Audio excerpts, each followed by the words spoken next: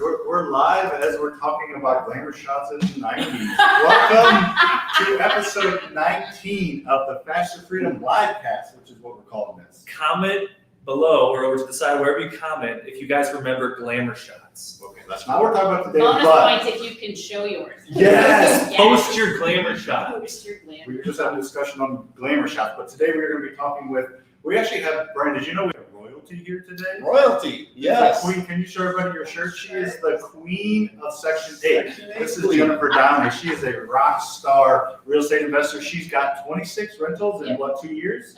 Just about, yeah, a little less. A little less than 2 years. Who's counting? Yeah, I mean, you know. yeah, 11 months and 12 days. But she, or Right. 22 months, 23 months and 12 days. But she is an awesome real estate investor in the St. Louis market. Her niche is Section 8. So we're going to be talking to her about her story, how she got involved in rentals, what she did well, what she wished she would have done different. And then we're going to definitely focus on Section 8 because she loves it, she's passionate about it, and she's really good at it. So we will get into that here after we do our intro. So this is Lucas Walls, Sam Prim, Jennifer Downing, Brian Schroeder. In this building that we're sitting at, we have several real estate companies. We have Faster House, which is a flipping company. We buy 150 to 200 houses a year. 200 houses a year. We'll probably get there this year. I think we'll be close.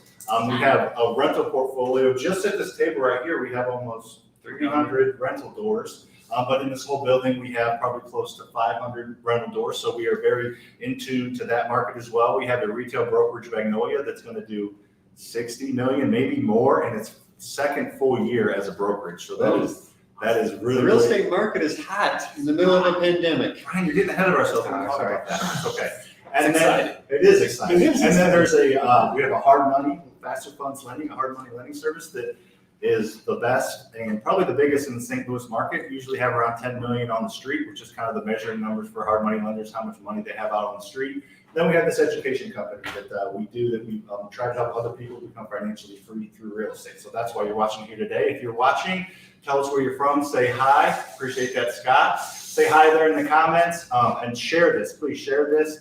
Like this video, ask questions. We want you to ask as many questions as you have about real estate at all. It could be about Section 8. It could be about Jennifer's, hopefully her glamour shot that we'll get up here in a minute on the street. Yeah, It could be about anything. We like to have feedback. Brian loves questions, and he loves the internet. He loves questions. Those are his two favorite things in the world. So we're on the internet. We got Still that. amazed by the internet. aren't He's I? still, it blows his mind daily, all the stuff you can find on the internet. So we are on the internet, which Brian loves, so we got that part covered. Now we need the questions part covered. So Yeah. put us in the comments, or put questions in the comments. Let us know if you have any questions about anything.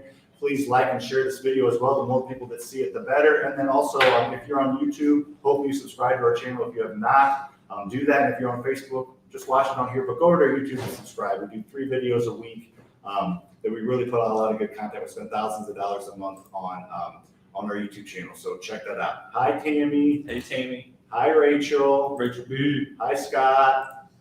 Hi, Matt. And you're going to get the glamour shot. So Matt, did Matt do glamour shots? I've never seen. It sounds like Matt did glamour shots. Lucas, Yes. so Lucas would be great at glamour shots. Yes. So that's a little bit about us. We are definitely in the trenches, so make sure to ask questions. So we're going to talk a little bit about the market, and then we're going to get into Jennifer's story a little bit. So leads this week were pretty good. We weren't quite at 20. I think we were at 16, so we were close. We shoot for 20 leads a week through our marketing. So leads were up a little bit compared to the last couple of weeks, and I think we had 6 house buys. 6 house buys, and of those 6 6 contracts.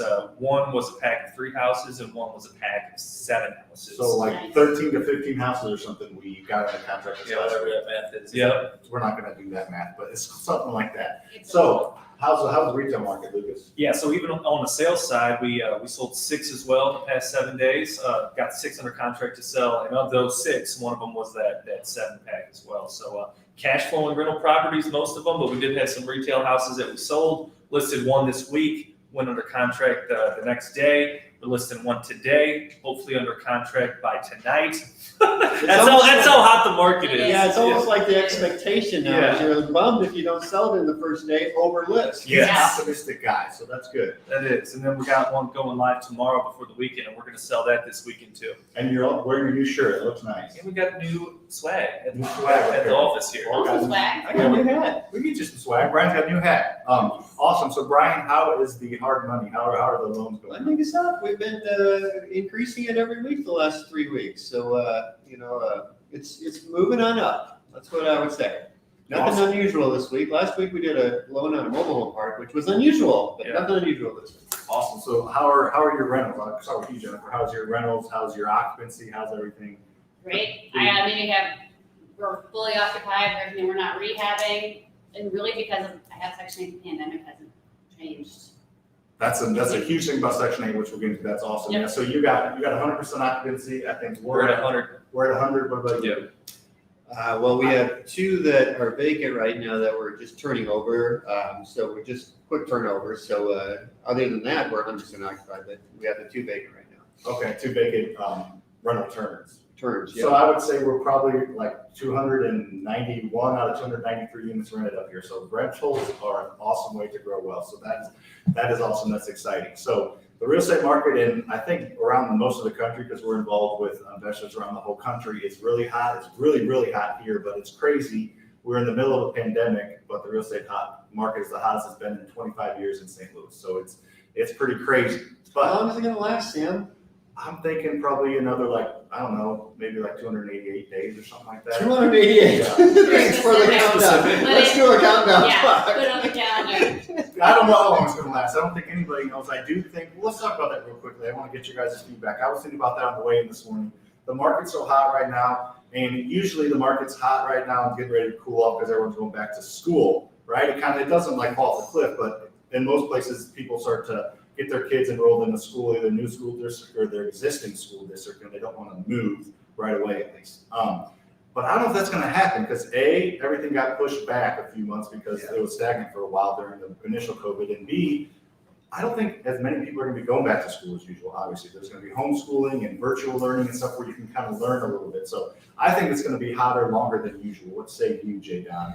I call it scrubs too because I like we'll get into scrubs. that later. Scrubs is good, yeah. Scrubs. I think it'll somewhat depend on what happens with the extension of the unemployment benefits and that sort of thing, and if other stimulus comes and on and on and on. Because I think we'll see a harder hit in the economy if money doesn't keep coming. And I think if it does, I don't know when it'll stop.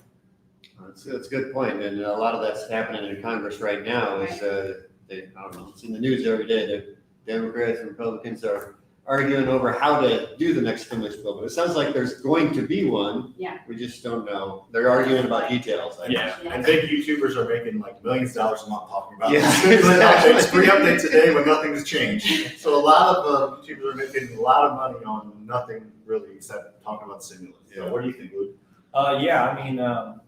They're going to keep pumping money one way or another.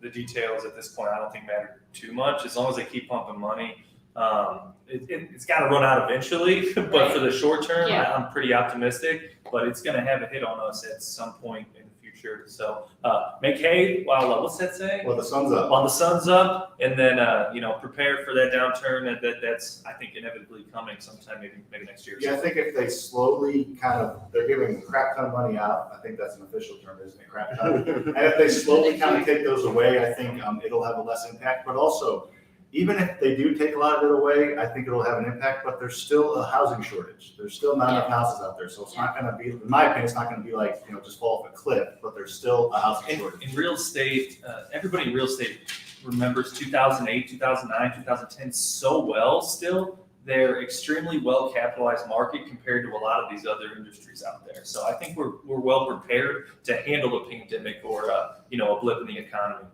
What's up? Reddy Kuhn, we want to say hello to Olympia Fields. So you're in south of Chicago. Nice. Southsiders are the Cubbies, right? Northsiders are the White Sox. So Just the opposite. No? Southside- I have no idea. Southside Cubs? Yeah, Southside Okay, Cubbies. all right, I'll trust you on that one. I think so. My Let family in us know. Chicago, a lot of friends. So let us know. Okay, yeah, cool. Let us know if we're right or wrong about that. But continue to comment and ask questions, please. We're going to be talking real estate. We're going to specifically be talking about rental properties. And let's get into Jennifer Donley's story. So she is a rock star of a landlord in St. Louis. She's making quite the name for herself. Less than 2 years ago, you got started investing in real estate, correct? That's right. And how many properties did you have 24 months ago? I had my own house and I had our first house. I had 2.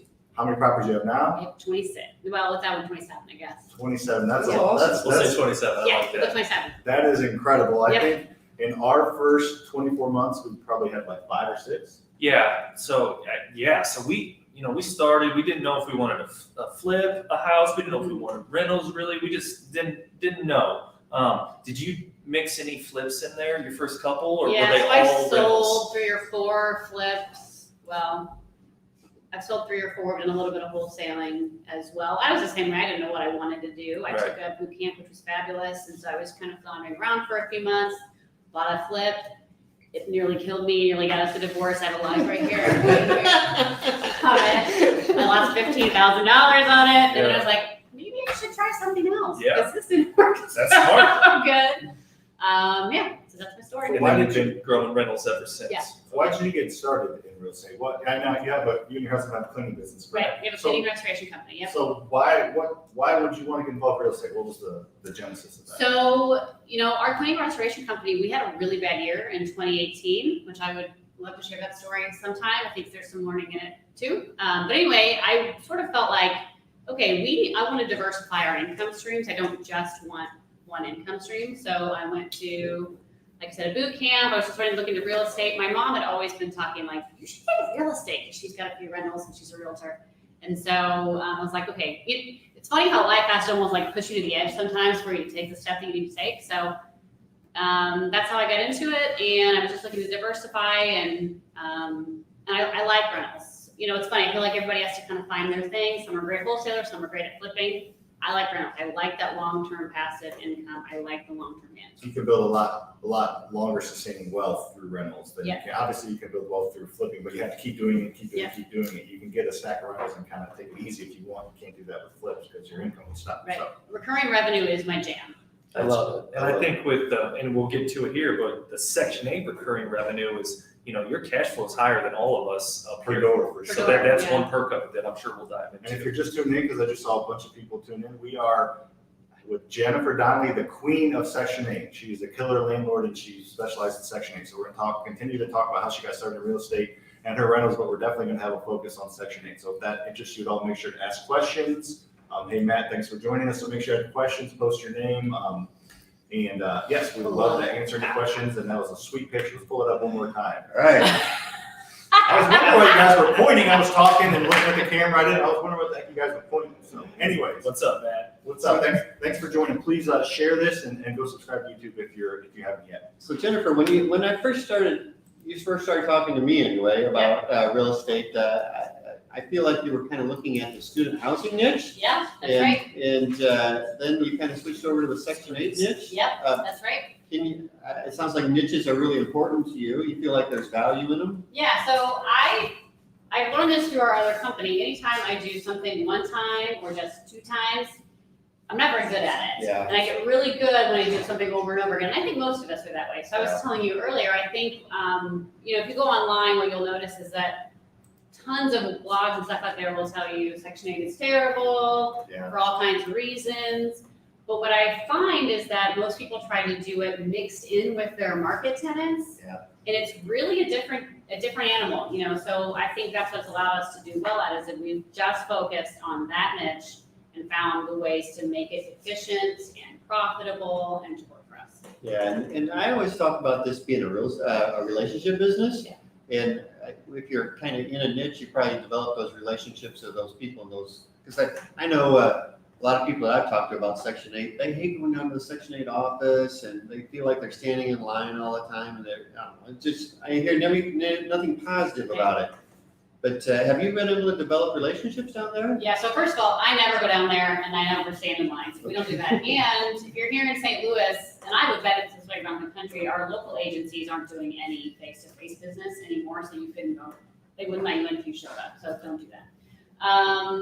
But yeah, so I work with 2 agencies here because of the way St. Louis works, and I've got like my people in both places that I know I can get an answer from quickly. And even if, how you end up where you're like, you may not be the person that I need, but I bet you can direct me to the person that I need. Yeah. So we've been able to find those people in those offices. Nice. Yeah. So, and you talk about the 2 different offices. So it basically is, correct me if I'm wrong about this, does pretty much every county in the country have their own Section 8 office? That's as I understand it. I only work in St. Louis, but yes, I believe every You got county the has St. their Louis own. City one, which is kind of their own county in St. Yep. Louis County. Yep. And if you went to St. Charles or They've got a Jefferson different County. one. Yeah. That's right. So Yep. if you're just tuning in, or even if you're watching, do you own any rental properties? If you own any rental properties, put them in the comment, and if you own any Section 8 rental properties, put that in the comment too. So we'd like to see if anybody's watching actually owns rentals or actually owns rental properties as well. So being a landlord, I feel like there's a lot of people out there that maybe, Let's see. She is a queen, she is a royalty. Thanks for making it for me, buddy. As we really interrupted Lucas, go on with your no, you're question. good. So being a landlord or maybe wanting to get started into owning rental properties, I feel like a lot of people's fear is mainly has to do with like the tenants and maintenance calls and I think that fear maybe not very well founded in Section 8 properties might be a little more. Totally. What is your experience with maybe Section 8 tenants versus market tenants, and kind of help set some of those myths straight? So it's just like with market tenants, it boils down to vetting them well. We have a very extensive vetting process at this point. It's like a 2-page, single-space checklist. I mean, I'm looking at everything I can possibly think of under the sun. So, and sometimes we have to deny a whole bunch of people. We definitely deny more than we take. I mean, the last house we rented, I had to take 12 applicants and deny all 12 of them before I got to the 13th that we took. So can you talk us through a little bit what your screening criteria is, or how do you, Yeah. because It is a little bit different, different, probably, yes. yeah. So I do all the things that you would do with your market tenants, and also a few other things. So one of them is I check to make sure I get a copy of their voucher. They're going to get a voucher that tells them how many bedrooms, they can basically have in a house, which agency they're with, and when that voucher expires. So I get that just to make sure, because you want to be sure that the number of bedrooms that they have in their voucher matches the number of bedrooms in your house. If it's less, so if you take a 2-bedroom voucher and a 3-bedroom house, for instance, you're probably going to get less rent because of the way their formulas work. So we just don't do that. So I look at that.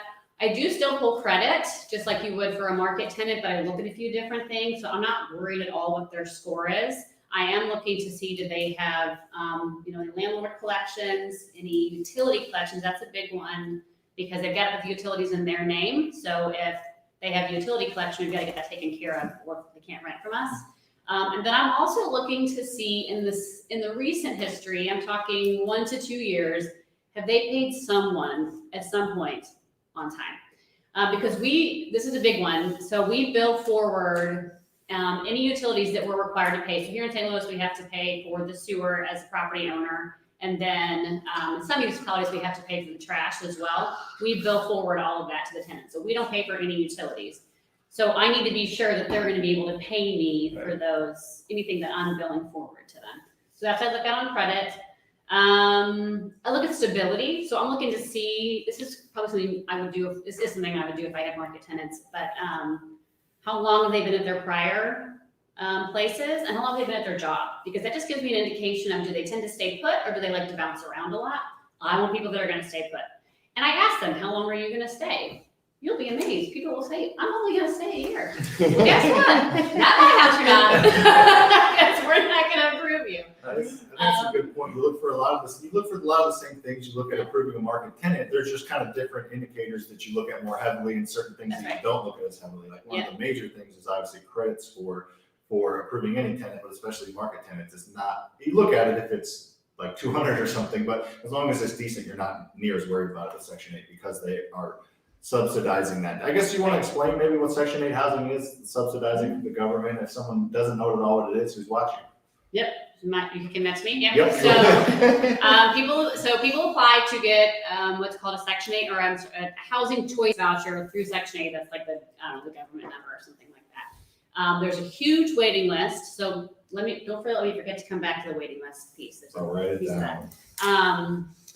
So they get on the waiting list, and then eventually, if they're ever approved, then the government gives them a voucher. They get to go out into the markets with that voucher and then pick a place to live, as long as the landlord will take the voucher. And then the government pays either a portion or sometimes all of their rent to the landlord. It depends on their income and a whole bunch of other stuff that I don't fully understand. So So the government's subsidized and the government's paying some or all of your rent. So Yes. that's why we said that her, which we'll get into how you can potentially go higher than market rent with Section 8, but you're getting, your rent is more guaranteed than our rent, which is market rate. And because they the government's deposit it paying into my checking account by the 5th of every month. every single month. That's awesome. Let's give a couple of shout outs.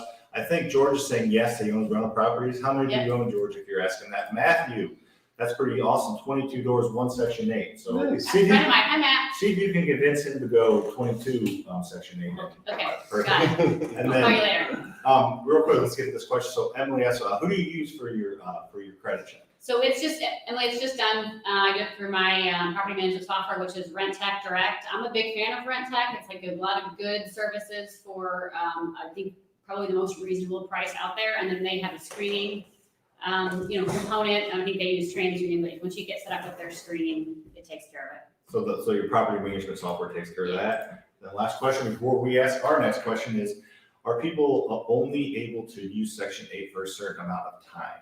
So that's a little bit of, so Thanks, Rachel. yeah. Good so question, Rachel. They can stay on Section 8 forever. There is no timeline unless their income goes above whatever the calculation is for more than 6 months, and then they could get kicked off if they get to where they earn enough to where they don't need it, essentially. Okay. Yeah. It's one of those government company regulations that kind of incentivize people not to work, unfortunately, or not work too much, maybe. I don't know. Maybe a little bit. Maybe a lot. I was getting ready, I had a thought on my mind. Oh, so because that waiting list is so long, I wanted to come back to that. There's another piece to that as well. People do not want to lose that voucher. That thing is like gold. I mean, if somebody was paying my mortgage, I would do whatever I needed to do to hang on to it. So we really, we just stay in contact with the housing authority, and we have great tenants, so I don't really have too much trouble with that. What do you think about this? So up in Chicago, up in Cook County, thanks for keeping commenting, Ready Tune 100. Is it different down here than that? I swear here it varies from caseworker to caseworker. I have two people per bedroom is basically what they're looking at. I mean, I have one I have a tenant with a 4-bedroom voucher. There's only 4 people, 3 kids and an adult. Pretty much here, if they've got 2 kids that are different sexes, they will get 3-bedroom voucher, one for mom, typically one for each of the kids. So we don't have that quite so much. I swear I never quite know, because it does seem like it's kind of depending on caseworker, but I'm not surprised. If it were me in that market, I would not do anything above a 3-bedroom house. It's just too many people. Yeah. Okay. And then another question. Good. I appreciate the questions. They're coming. They make our job easy, Brian. You just sit there and look good in your new hat, and we'll just. I do look good in my new hat, don't I? Yeah. He knows what color it is too, which is good. So Jennifer, do you have a property management company? I know the answer to this, but why don't you answer to George? Yep, so George, I self-manage. Actually, our cleaning restoration company is a property manager for all of our rentals, and we have an employee in that company. Her name is Kim Brown. She might be on here. She's fabulous. Everyone in the world deserves a Kim Brown. She does a lot of especially a lot of our field management work in terms of, dealing with maintenance and repairs and rehabs and looking at properties and stuff like that. George is our newest master coaching student, so you're gonna get to know him better. Awesome, So, excited. George, Jennifer, George. So Hello. Jennifer's So right now, just Rockstar in to there. help clarify, just want to make sure, you do not manage for other people right now, just for I yourself? don't. Yeah, okay, good.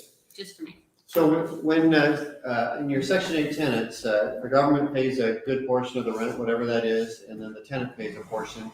Can you kind of give us an idea for your portfolio, how much the government pays versus the tenants? Yep, so I have not done the math in the last 2 months, and I've had quite a few renewals, so it's probably shifted a little bit, but last time you and I talked, which was probably 3 months ago, 90% of my income for my Section 8 rentals came from the government. Well, that's a high So, percentage. Yeah, it's a lot. It's probably, I would bet it's down more like 85. Some of the calculations have shifted for 2020, so tenants are paying a little bit more, but it's still dependent on their income, so we don't have any problem with that at this point. And the government check obviously just comes, is it a direct deposit into your account? Like direct deposit, my account is the best. Nice. That is the best. How are you doing with your tenants, the portion that they pay? Do they direct deposit also, or how are you doing? So our property management software allows for them to pay through ACH, through the bank account, or through that credit card. And then I also use, because I don't have 50 yet, I don't have a good format or a good way to collect cash payments. and I don't pick up rent. I'm not doing it. So. I know there's a lot of old Section 8 tenants or landlords that do that. Not this girl, not picking up rent. Same.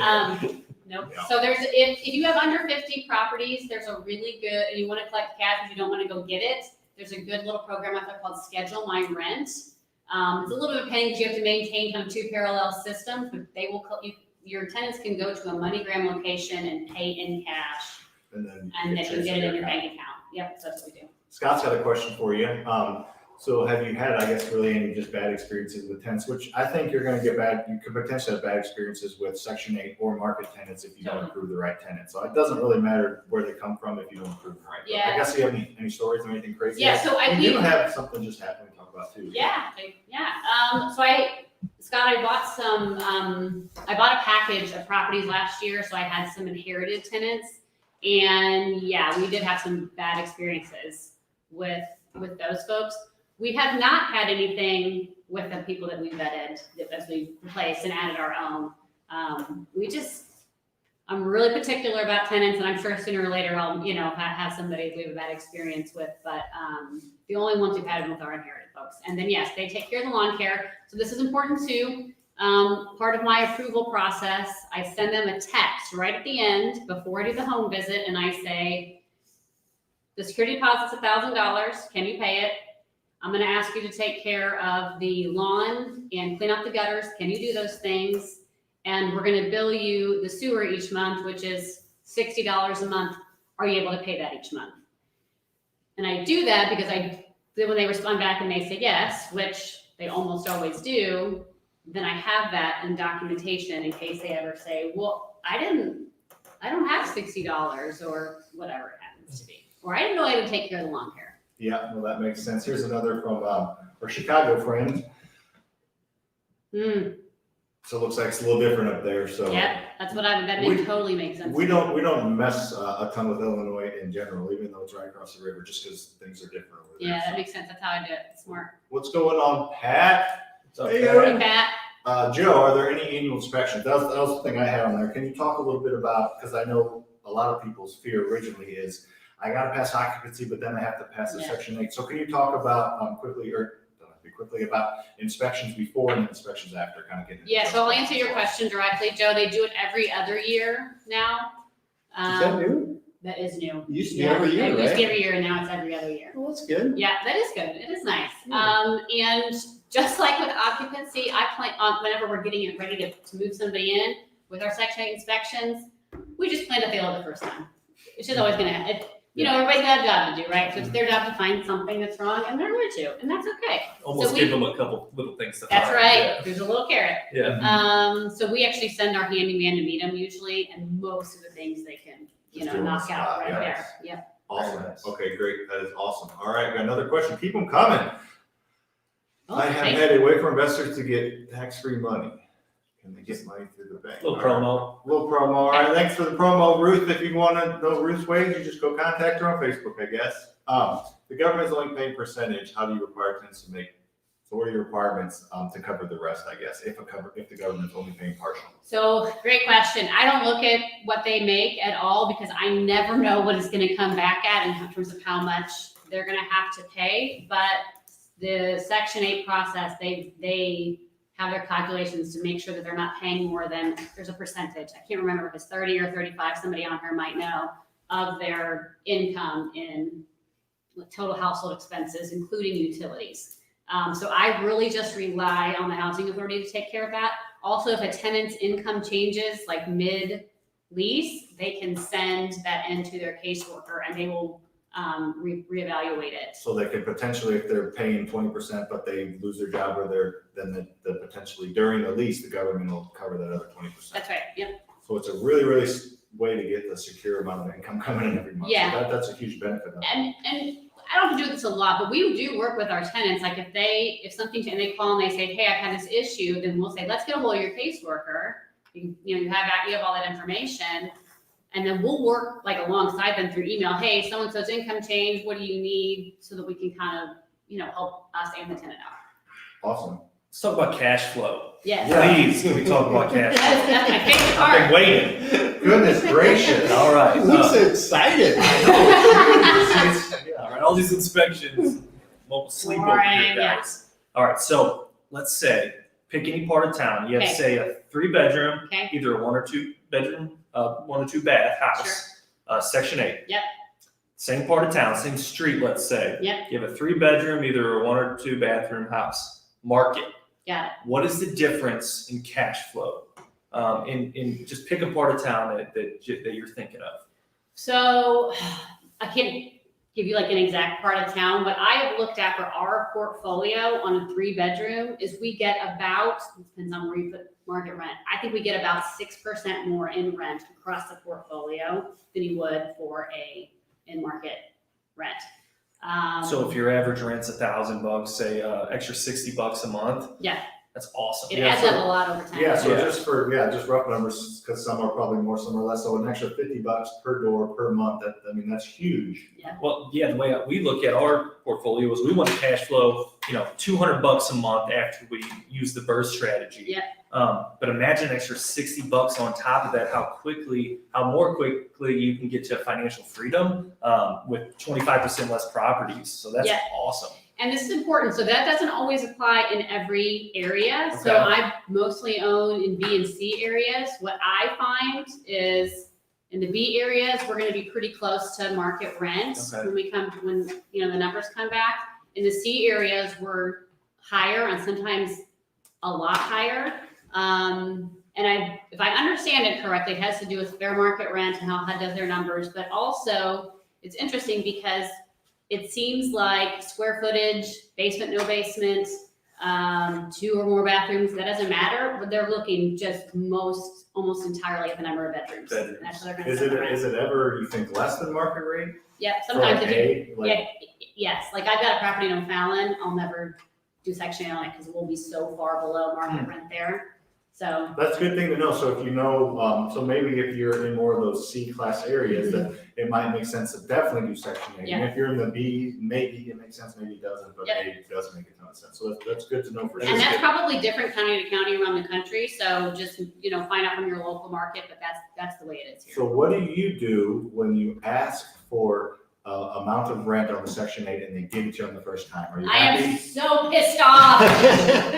If they give you the rent that you asked for, you didn't ask for enough rent. Yeah, it's kind of That's like cool. if you're making an offer on a property and they accept your offer, Yeah. you probably offer too high. That's right. Yes, yes. So you almost go to an extreme on what you ask. I do. You're almost like, I'm almost afraid to ask this I mean, much. especially if it's an area I don't know, I don't have properties in there yet, I will just go with such a ridiculous amount that I'm kind of embarrassed. I'm like, someone's gonna get mad at me in this office for this silly number. But sometimes I get it. I mean, I just had one in Florissant that I asked for ridiculous rent increase on, and I got it. I was like, damn it, I didn't ask enough. It almost feels ridiculous, the amount that you're asking for sometimes. It really does, Yeah. yeah. So you said if you gotta do this when that's the only time. You're in the, you're like, you're in the zone. shoot, You're should I ask perfect. this That's much? right.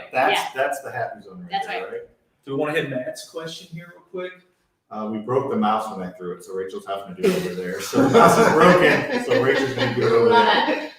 it. That's a good question. Matt's a good friend of mine. So Yeah. for me, I don't know how you guys look at it. It does factor in. So I'm looking for more cash flow if I think we have less appreciation potential. If I think there's more appreciation potential, I'll take less cash flow. Not a lot. I mean, $50 a month is kind of like the swing for me, but Yeah. I don't know. How do you guys look at it? Yeah, I'm gonna hear Brian's answer on this if you don't mind. Brian, how do you factor appreciation into when you're evaluating a rental? And stay tuned here because we got a lot more to talk about, but at the end, we are gonna show Jen's Glamour shot of some very, very embarrassing picture of her on Facebook. So anyways, keep going. I can't wait to see that. Me Just too. Google I'm excited. Jennifer Donnelly. Worst picture. Yeah.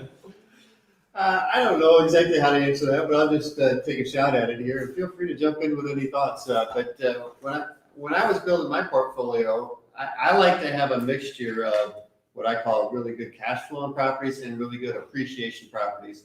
And I don't know, sometimes you don't really, you kind of got an idea which is an appreciation Right. area versus a cash flow Yeah. area, but you really don't 100% know. So I'm like Florissant, I mean, 8 years ago, I think a lot of people thought Florissant was a cash flow area, but it's actually been an incredibly good appreciation area. Yep. So I don't think you really know for sure. And things things changed from that matter, but, I will take a nice house in a B plus, A minus type area, with a lot lower cap rate, so less, cash flow usually, than, one in a C plus area. C plus now area. though, right? I mean, it hasn't always been like that, correct? I mean, kind of at the beginning of your career, you maybe were a little more towards the C plus than you are now. If it's in a C plus area, I want it to be a lot higher cap rate, a lot higher cash flow. I personally am shifting most of my portfolio, more of my portfolio to nicer areas, but that's kind of a separate issue.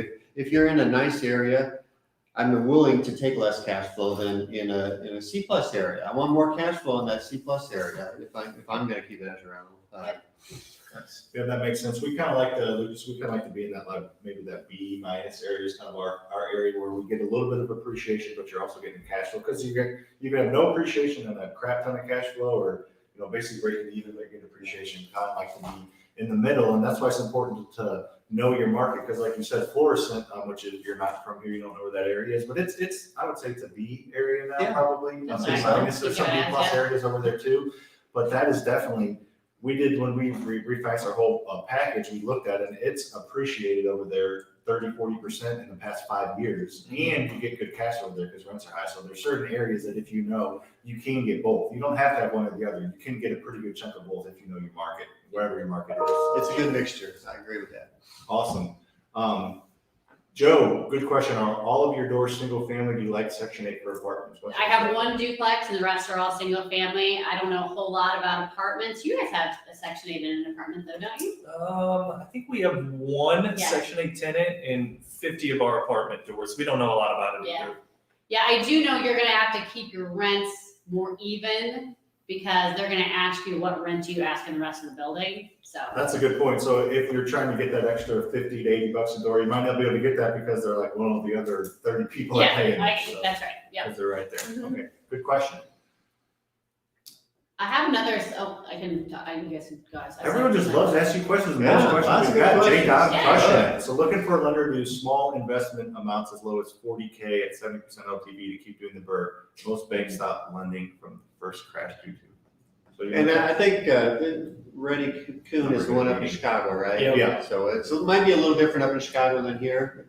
Around here, there's banks that are definitely lending. Especially your small locals. Yes. Locals, yeah. Small local banks or even credit unions Yeah, are doing it around here. Not every bank, for sure. You got to find the one that has the banks that like to do loans on single family rentals. And not every bank does. But there are a lot of banks out there that really do, and it's about the relationship business. Brian always says that, but there are small portfolio lending banks up in Chicago, I'm sure. Maybe it's different than here, but I'm sure there are some. If you ask, we went to 20 banks before we got started, before one said yes. So you just got to know what to present and who to talk to. Because smaller banks, not your Bank of America, is not your Commerce, but the smaller banks, that's how they make money. Is not as much on depository accounts, a little bit, but it's on lending and holding the note and making the money on the interest spread. So that's how small portfolio lending banks make their money. So they want to do it as long as you present it properly and are reputable. And you're right. A lot of those banks that were lending on houses in the first crash, it's particularly in bad areas, got crushed. So when I see that $40,000 mark, I just would to make sure that you're buying in areas that banks like to lend into. Yeah. I actually was talking to my banker last week. He's like, oh, we're sending out way too much cash. Everybody's hoarding their cash right now. I mean, they want to make loans. It's just people are afraid. Yeah, That's why I I'll said, take some. I'll find some to go buy. I don't know. We'll make that happen. Emily's got a question Yeah, here. Let's go to that first one. Yeah, this was great. This was I had on there was kind of the section we talked about the positives. So can you talk about some of the things you don't like, or kind of the risks and downsides to it? So if you go online, Emily, what you'll find is people a lot of times they'll talk that the tenants are difficult, but again, go back to our earlier conversation, that's just going to boil down to really good vetting. We just have fabulous tenants. They're great to work with, so I just can't say enough about that. But the other thing people don't like is dealing with the housing authority. You are dealing with a quasi-government bureaucracy, so it is a little bit annoying sometimes. And again, if you only do it once or twice, then it's especially annoying because you don't know the system. There's a ton of paperwork. both sides of, us and the tenants, we gotta send stuff in and pay attention, you're getting emails, so. Governments don't make things easy. That's I know, crazy. it's I've never surprising. heard that before. Very surprising. Okay. Yeah, so that's what people don't like about it generally. Yeah, I think if you, like anything else, if you know what you're doing, commit to it, have processes, it's awesome. It's Yep. great. There's a ton of upside to it. There's obviously upside, downside to anything, but if you have processes, pretty much most things can work if you do it, if you follow the Totally. rules. Another good question from Emily. Crushing it, Emily. Once a property is used for Section 8, can it ever revert back to a regular market property? Yeah, absolutely. So a couple ways that would happen. So a property is not, people think that you get your property approved as a Section 8 rental. That's not how it works. It becomes a Section 8 rental when you place somebody who has a voucher in the property. So two ways that could happen. One, that tenant can move out. Then you just go back to advertising it how you would normally for a market tenant. Or, you could have a tenant who starts, gets off the program because they make too much money. And at that point, then they would just have to pay you, directly, and then be a market rental. Yeah, we got one tenant that we've had for several years that keeps switching back and forth. Oh, Have interesting. you had that happen yet? So I've had two that have lost it and then they've got it back. Yeah, same thing. Yeah, that's what we've had. We had this one tenant that I think she's had it and then got off and then got back on and got off like 3 times. That's Yeah, so they have like a 6-month window once they get off of it, and if they stay, their income stays where it's at, then they go off completely. Yeah. So, That might be why she keeps. they're gonna figure that out. I don't blame them, I would too. Awesome. So what is, so that was kind of, we talked a lot about the positive, but what is your number one favorite? And we could have already talked about it. It can be cash flow or whatever, good tenants. What is your favorite thing about having Section 8 rentals? We haven't talked about it. So I am super passionate about providing good quality houses in areas that people have written off. Love I it. get almost Really? get teary about that, Interesting. yeah. If you go to these areas, a lot of the houses are poorly taken care of. I think it's part of the reason people don't like Section 8 rentals, because if you have a poorly maintained property, you're not gonna get great people that want the house. And we experienced this personally. So when I bought that package, we had 2 properties that were vacant that the prior owner had gotten rent ready. And they said, listen, don't do anything. They're coaching me at this point, right? Don't do anything else with these houses, just rent them. They're livable, they pass inspection, but they don't look very good. And it was super hard to find tenants for both of those properties. And I tried the other approach was I'm gonna make the nicest house in the neighborhood, and I get tenants like that. And what do you typically do to make it the nicest? I mean, what are kind of some of the things you're doing? Some pretty simple stuff. We always repaint. We're gonna go with the nice gray and white that everybody loves right now. We're gonna make the bathroom and the kitchen look really nice. I'm trying to think what else we're gonna do. When I'm buying, I'm looking for places that have kitchens and baths that are already in pretty good shape and don't require a lot. We're gonna refinish the floors, or we're gonna put really nice, hard surface flooring in. I'm gonna take professional pictures. I'm gonna have new appliances. And I'm looking for some eye candy stuff, right? Like, can we add this one little thing here that really makes the kitchen pop? If they walk in, the floors shine, it's really clean, nice gray and white on the walls, and the kitchen, the kitchen looks great, people go crazy. Yeah, that's true. I mean, Brian, you can say, what is our mission statement here? Is Approve, serve, and support the community. yeah, and you have that too. That's why we like working with you. That's why you're in our master coaching group, because you have the same value. We do want to make the community better. We're not slumlords. We preach pride and ownership in our boot camps and our webinars when we talk, because we want to make the community better. It helps everything. It helps the appraisal. If you make it nice, it helps with a better tenant in market or Section 8. It helps you get more rent, a better tenant, and less maintenance if you make the property nice. All that stuff costs you money. So if you make it nice on terms and keep it and upkeep it, no matter if you're Section 8 or a normal renter, you're going to get more cash flow. You're going to have a nicer property. Yep. So it just helps everything. And I know we've hit the mark when the inspector walks in and says, oh, this is the nicest house I've seen in this neighborhood. Yeah. And all of our feedback from our potential tenants is nicest, cleanest house I've looked at. That's what I'm looking for. Awesome. Looks like Corey got a question. If you want to pull up that, and make sure to pull up Jennifer's picture here soon, Ricky. Got it. I can. You're better at reading than I am, so why don't you go ahead? I am currently restructuring some debt cash out refi. Would you recommend keeping the cash in a checking or savings account, or put it back down on a HELOC with all this COVID So stuff? Brian, going on? start with that one. Holy crap, you're jacked. He is jacked. You You were looking at that picture. Yeah, weren't you? I don't know what you guys just said. Oh, yeah. Right downstairs. Just fine. I'm not going anywhere, babe. It's fine. Brian, I feel like if definitely had some thoughts, but maybe you take this one. Yeah, honestly,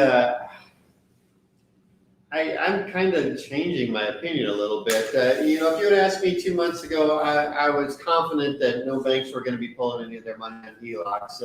Starting to get a little concerned about that, honestly, with all the craziness going on.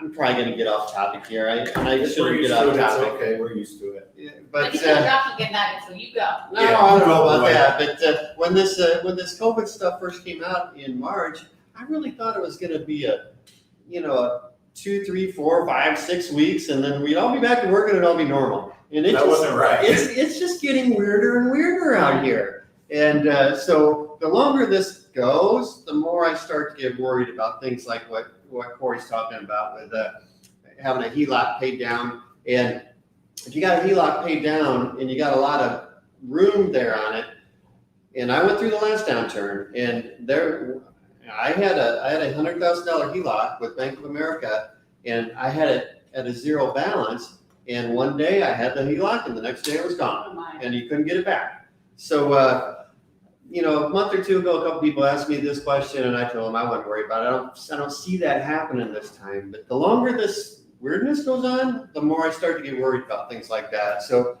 I don't know. Maybe you do a combination of both, but I would definitely keep a fair amount of cash on hand right now, just because it's getting weird out there. But I got two things. One is, no one exactly knows what's going to happen. So when you don't know what's going to happen, it's better to have cash. Yeah. But that being said, the banks we talked to, the bank you talked to that's sitting on cash team or somebody probably, they do have the banks are much more financially secure and strong than they were back then. Not every downturn is 08. Not every, you know what I mean? That's never happened before. A real estate crash has affected the whole freaking world. That's never happened before. So I'm not saying that something bad's not going to happen in the future, but I don't think it's going to be that bad. And the other thing is the importance of having multiple funding sources, having a HELOC, having cash, having a private lender, having a hard money lender, having multiple Cash funding value and sources. life insurance. Cash Big value fan. life insurance. I have one. That's good. That I have one. It's looking good. So I'm gonna I take feel that. like you just dropped a bomb there. That was good feedback, Sam. There are a lot of different things you can have out there, so it's good to. So I'll keep the cash and pay the interest till it passes. And I think that's great, Corey. And I think that's great until it passes. We'll kind of know when it passes, but man, it hasn't passed yet. I know. When it got started, somebody said it's going to be 12 to 18 months. And I didn't really believe them, but I think that's probably the right.